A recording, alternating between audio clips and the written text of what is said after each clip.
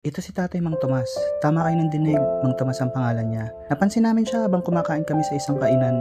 Nasa isang gilid lang siya at matyaga siyang naghihintay sa mga taong matatapos kumain.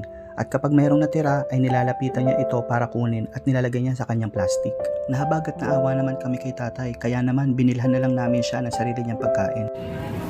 Tay, ano bang pangalan mo, Tay? Anthony, Ilang taon ka na po?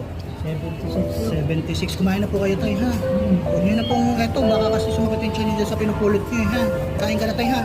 Pagkatapos namin kumain ay nagbigay ang asawa ko ng maliit na halaga. Iabot ko daw kay Tatay para maipambili niya ng bigas. Napangiti ulit si Tatay at panayang pasalamat sa amin. Dito ay nakipagkwentuhan muna ako saglit kay Tatay. Tinanong ko ulit siya kung anong pangalan niya. Mang Tomas nga daw ang pangalan niya at 76 years old. Dalawa na lang silang magkasama ng asawa niya sa bahay. Ang asawa niya naman daw ay 71 years old. Tinanong ko kung may anak siya. Meron daw, pero may mga sariling pamilya na rin, kaya dalawa na lang silang mag-asawa ang natira sa bahay. Tinanong ko rin kung taga saan siya. Sabi niya ay taga Malanday, Marikina daw siya.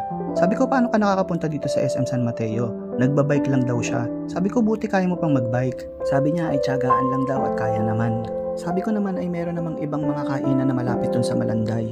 Pinapaalis daw siya, hindi tulad dito sa SM San Mateo Bonchon ay pinapayagan siya at hindi pinapaalis. Kaya shout out sa SM San Mateo Bonchon, ang bait nyo kay Tatay. Ang huling tinanong ko kay Tatay ay kung araw-araw ba siya nagpupunta dito. Sabi niya ay kada Sabado lang daw at Linggo. Siguro ay nagsisimula siya ng alas 11 o alas 12 at uuwi na kapag meron na siyang pagkaing madadala. Marami pang tutulong sa iyo, Tatay Mang Tomas, huwag kang mag-alala at may awa ang Diyos.